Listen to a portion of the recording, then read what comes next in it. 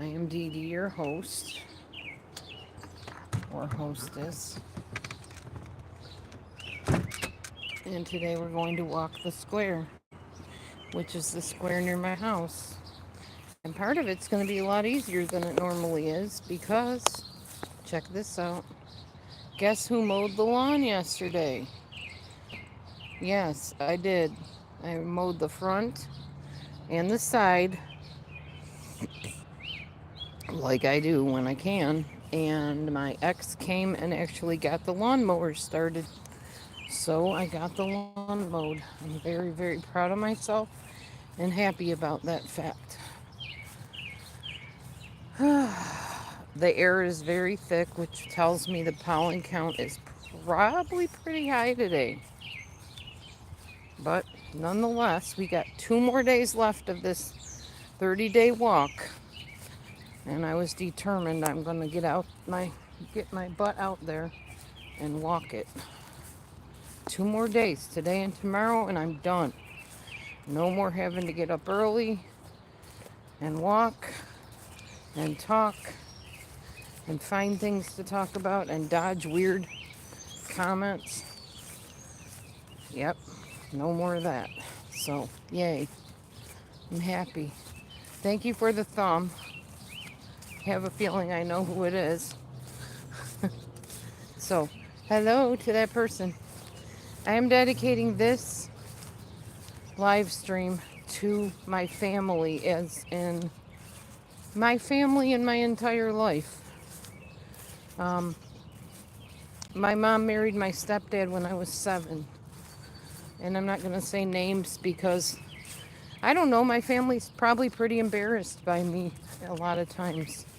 So I don't want to embarrass them further by mentioning who they are, but this is dedicated to my family, who that all entails.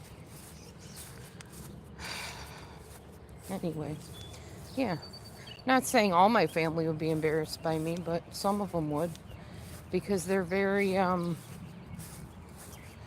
high society people, I guess you could say. Very sophisticated Italian people. And I didn't turn out like them. So I'm very happy to be me, but I love my family as well and the input they had in my life.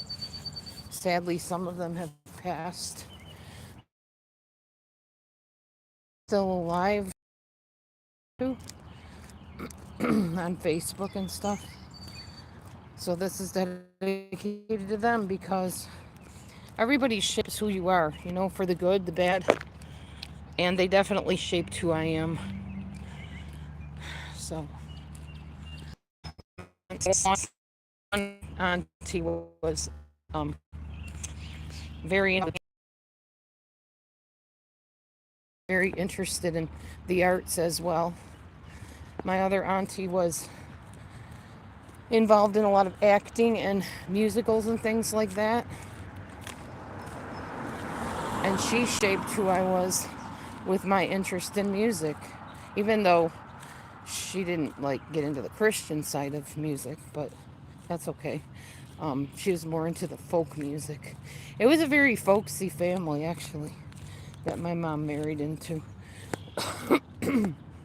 My stepdad was very musical. Guitar and this yellow thing that looked like a piece of cheese that was a guitar. I forget what it's called. There's a name for it. It's from another country. He could play all those things, all those things. It was kind of cool because I had never seen a woman play a banjo before. I was like, wow, that's pretty fascinating. Welcome, by the way. I figured that first thumb up might be from you. I wasn't sure because you're usually one of the first in here. Just a guess. I'm trying to think of the other people in the family. Oh, my uncle. One of my uncles owned a clog shop, like clogs that you wear on your feet. So throughout my life, from the time I was a little 7-year-old, we were furnished with clogs for our feet from our uncle. That was pretty cool. I remembered that, going to the clog shop and getting to pick out our favorite pair of clogs. I remember falling down the stairs at my grandmother's house in those clogs too. I think they were white clogs, almost positive. Because I literally fell down her wooden steps and onto the concrete down below on my face. That was tons of fun. Although the time period was weird because my mom hadn't married my stepdad by that time, I don't think. Or maybe she had. I don't remember. Maybe I was about 4 years old. I just remember falling down the stairs.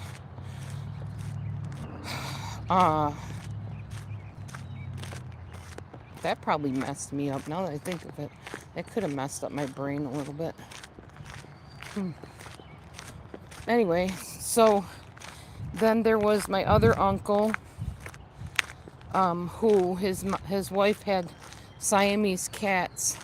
And of course that fueled my love of cats. Because you know me, I'm the cat lady. I love cats. She had 2 cats. I'll never forget them. Cheech and Sadie were their names. I think she named the one cat after Cheech Marin. You know, Cheech and Chong.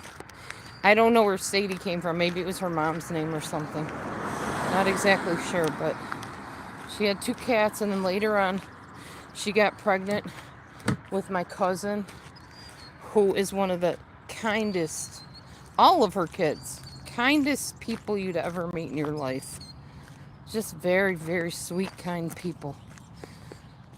I got to meet them at a family picnic, and I was very impressed how kindly they treated me. I think she's pretty much a Christian. Well, she passed away sadly, but my auntie. But she was a Christian, Protestant Christian, as we used to call them. But she raised her children in the church. And my uncle was Catholic. I don't know if they went to the Catholic church and the Protestant church, or I'm not sure. But anyway, they raised some fine adults. Very good people. I'm thinking. I think of all the people. Oh, a raccoon. Check this out. If he runs to where we can see him. He just ran kind of into the woods. Big raccoon. I think because he knows I feed my cats, he tries to get into the window so that he can get... Oh, there he is. There he is. There he is. Hi, Coony Coon. He ran under the... Oh, man, we missed him. We missed him. And it was the baby one that I saw the other day at the window, I bet. Aw. I have a coon living right in my yard. And here comes a coon. A goon. Hi, Bo. Hi, beautiful man. What you doing? You're going to lay down so Mom can pet you? Oh, so pretty, this guy. Look at this guy. You're all full of everything there, buddy. And there's the Rosie kitten. Girlie, you want to eat? How do you survive with that raccoon under there? Maybe it's a friendly raccoon. All right, let's go. Let's go. Take the kitties. It's going to rain anyway. I don't know why they're even wanting to be out here. Oh, look, Maverick and... Is that Maverick? What does that mean? No, that's Mavy. That's Mav playing with Leo. Hi, Mav. You playing with Lily? Those two got to have their morning wrestle. Hi, buddy. And there's Lee. All the babies are out today. All the babies. Well, we made it through one square without rain. That's cool.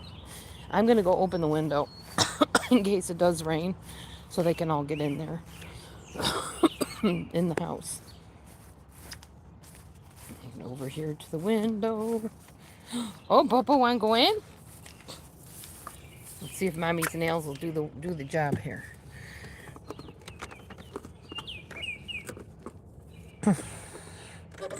There we go. There you go, buddy. Ow. I don't want to hurt myself. You can go in, buddy. It's okay. Now it's open, so if you guys need to go in, go ahead. No raccoons in there, please. I see you, kitten girl. The window's open. Go on in and get you some food. Hi, Meech. I opened up the window, girl. You can go in there if you need to. Okay. That was square number 1. Ooh, that was eventful. Talking about my family and then seeing a coon and my kitties. You never know. Life is full of surprises, isn't it? You know what I forgot? My umbrella. I was going to bring that with. So I'm chancing it a little bit by taking the second square without it. I'm going to do it. And then maybe on the third square, I will go in and grab my umbrella. I even had it in my hand, ready to take it out. Oh well. I was more dedicated to get on here finally and start my live stream. Then I was worried about an umbrella. So I'm going to check my berries too, see if there's any more on it. I forgot there was another berry tree on the side of my house. So like up across that one area I can walk to get to the back street. My house is weird because it sits on a street. It's like a back street that goes through part of it, but the other part doesn't go through. It's weird. That's why my address is weird too. Anyway.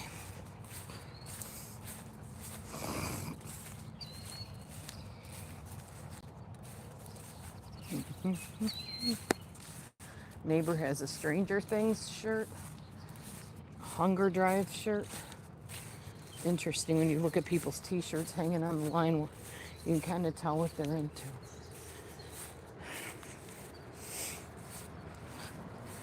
Let me see if I covered all of that family that I was trying to dedicate this to. And then I'll move on to another topic if I can figure out.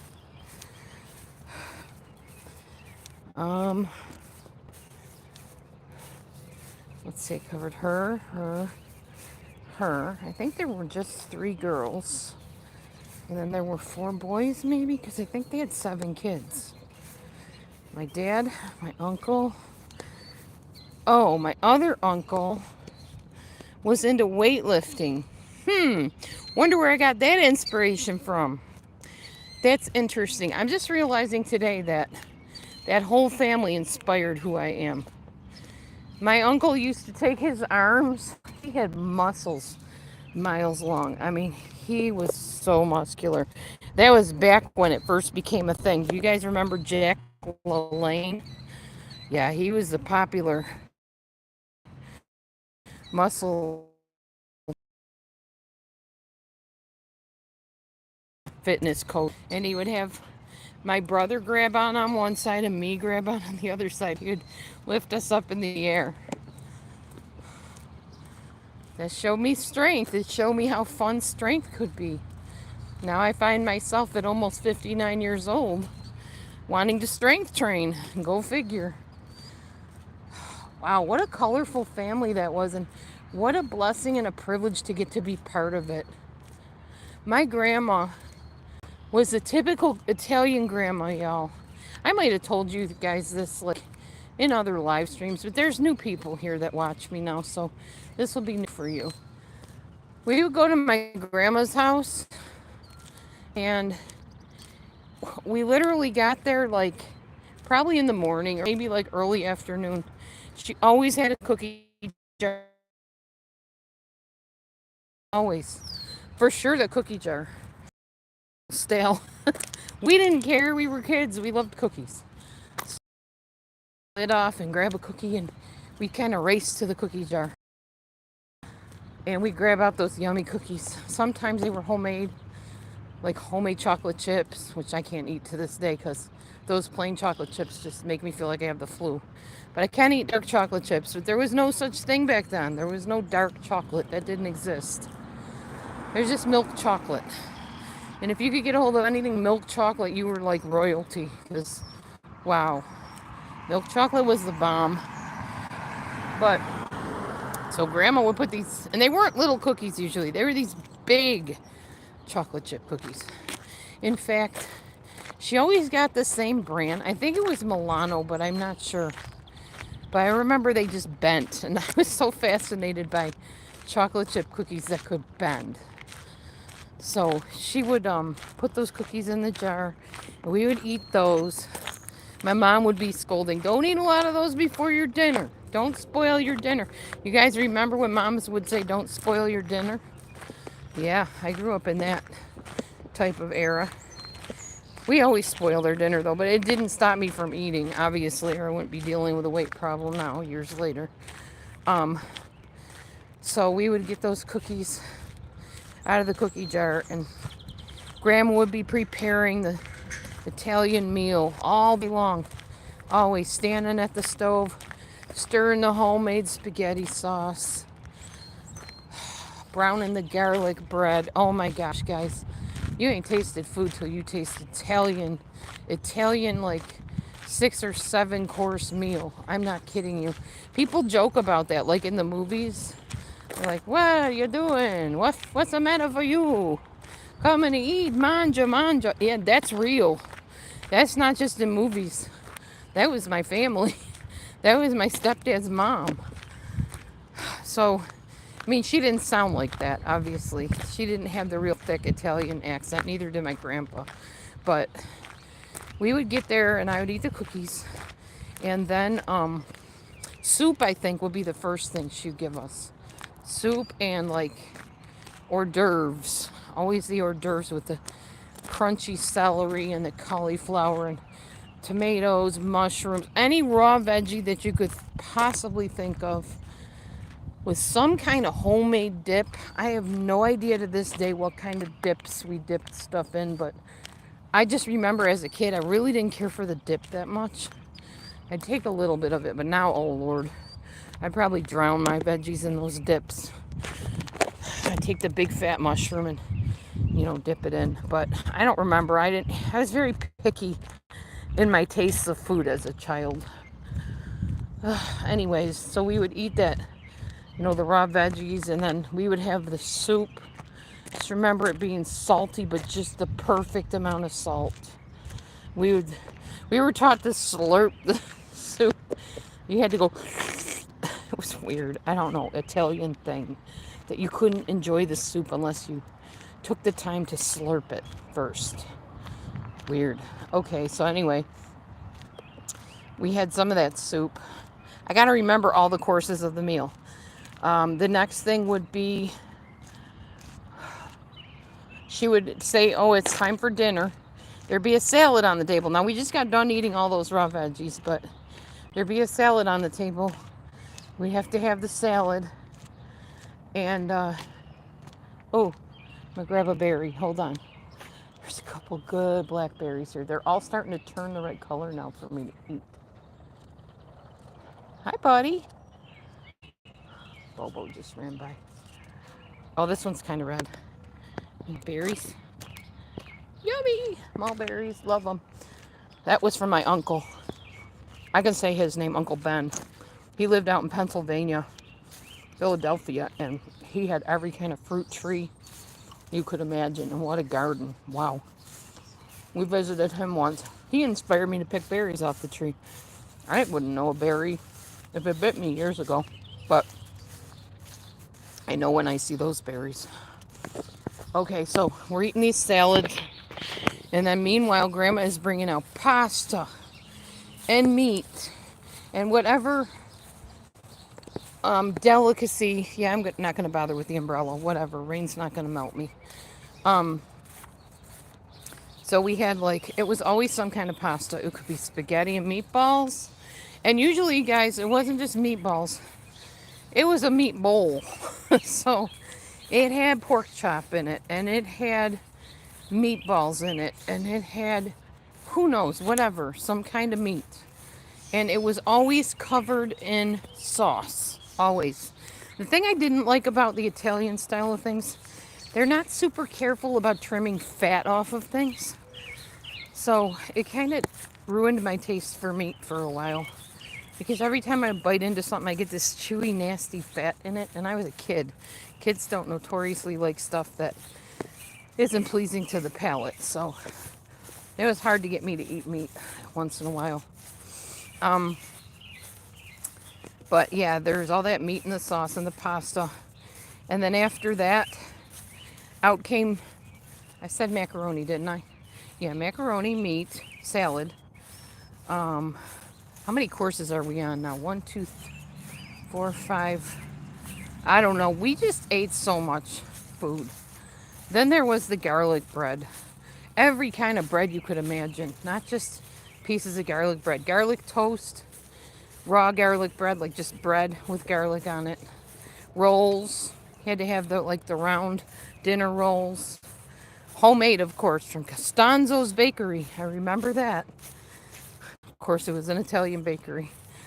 And my grandmother always knew every Italian butcher, baker, candy stick maker, candy maker. That's where we got our stuff from. She always went there and picked it up. She was always driving to pick up food. So we had the best of the best. And if you've ever been to New York, you will know that their food is second to none. Their food is so much better than anything out here in Illinois. Anything. Everything tastes so good. Probably why I was so big back then. Oh, so yummy, the food. My opinion, I mean, Matthew says he doesn't notice the difference, but I sure do. And so do my daughters. Like, Mom, the food is so much better here. So as a result, you tend to overeat a lot. Anyway, I remember breadsticks, but they weren't breadsticks like long breadsticks. They didn't have that back then, at least not to my knowledge. We had these crunchy sticks with sesame seeds on them. Maybe they were called sesame sticks. I don't know. And then after the dinner was over, you got it. There was always dessert. And it was always something either bought. I mean, it could be made, but Grandma would go buy like these powdered sugar wedding cookies with almonds in them. She'd buy those and homemade chocolate. We knew the chocolate maker lady. So we'd have homemade candy every Easter. My stepdad would go to the candy lady. That's what we called her, the candy lady. I kid you not, just about that you could imagine. If my brother was into Superman, she would make him Superman chocolate. Like a thing that was a replica of the Superman. Into dancing, so I would get like point for Easter. Anything that we could. It's like having a Willy Wonka candy lady. Anything you do it. Wanna change the world, there's nothing to it. I'm thinking of Willy Wonka's song. There is no life I know that compares to pure imagination. That's how it was. That was my childhood. Maybe that's why I like Willy Wonka and the Chocolate Factory so much. Because of that candy lady and my fantastical experience as a child. So yeah, chocolate, cookies, candy, sponge candy. Oh my gosh, guys, if you've never had a sponge candy, you need to get a hold of one. Yummy. And then, along with that, ribbon candy was a big thing back then too. It was like, you've probably seen it, colored, kind of hard, crunchy, hard candy that was like that, like a ribbon. And you put that all in a bowl and it looked so pretty. And then sometimes they would put licorice flavored ones in there. Ugh. Like anise flavored. Nasty. Didn't like those. And I couldn't tell the difference. So I'd go to eat one thinking it was a fruity flavored one. And it would be one of those nasties. It kind of got me off of sponge candy for a while. Anyway. Yeah, Grandma's house was awesome. Go into her house. She had a winding staircase that went way up to like the fourth floor. It'd be stairs and then stairs and stairs and stairs all the way up to the fourth floor. And then on the other side, you could go like on the second floor, you could walk from the one staircase to a doorway where the other staircase was, and it would lead down into the kitchen.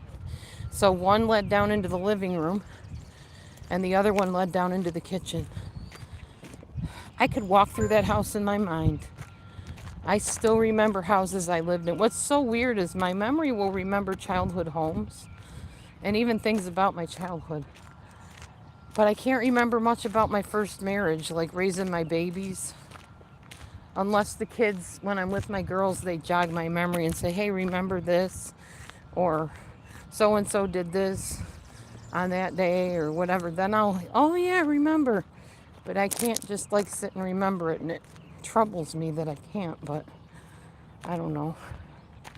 That's kind of sad, but that's what drugs will do to you, y'all. I took Topamax years ago and it messed up my memory big time.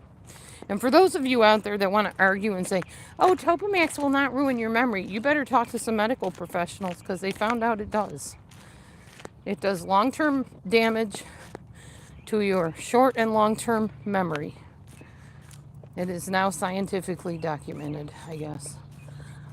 All right, well, I am home, and that was the third square, so you guys know the drill. You just talk to me. As long as you keep me talking, I'll stay on for a while longer. But if you don't, I will close down my live stream. And tomorrow is the very last live stream walk the square.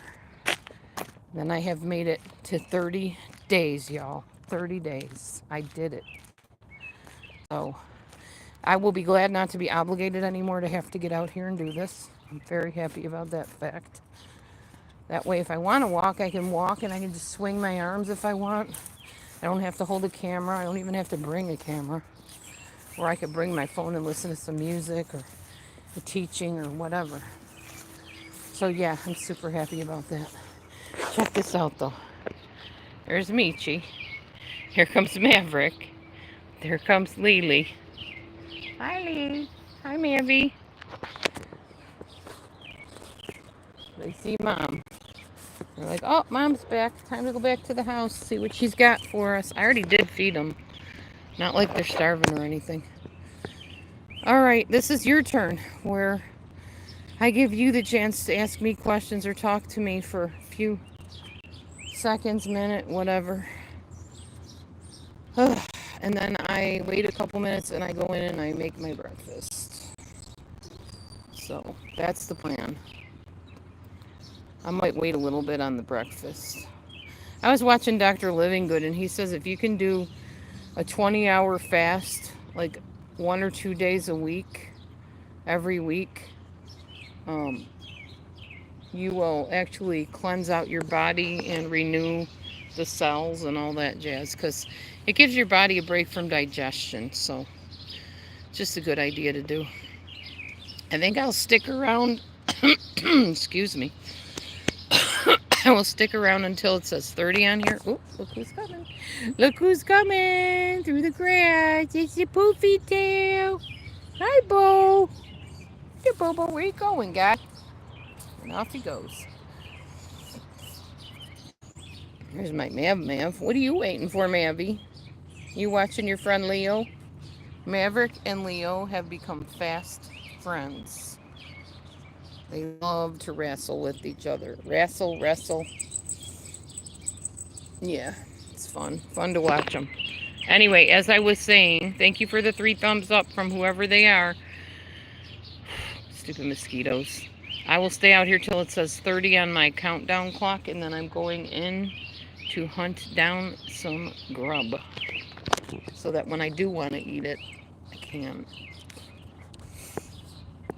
So let's see, 4 to 4 would be 12 hours. Ooh, it's going to be a while before it's 20 hours, huh? Hi, baby. Want to come up? Yeah. Up. Here's my Meech. Where's Gladys? Here's the Meechy, Gladys. There she is. I actually have a therapy appointment with Ashley today, my therapist, and I have that vocational appointment later on, so we got that going on, y'all. And then off to take the hubby to work, and that's about it for my day. It is Erev Shabbat, so early Shabbat Shalom to anybody that celebrates that or doesn't. And I will be cleaning my house in preparation.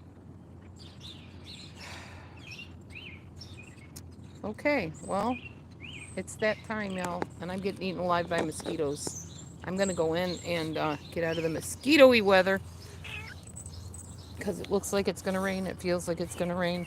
I also am gonna make some chicken soup for later, so right before bed I will have the chicken soup. I don't know what that was on me, but I don't want it on me. All right, I will talk to you later. Thanks for hanging with me, and I will see you tomorrow on the very last day, day 30 of the 30-day walk the square. Bye for now.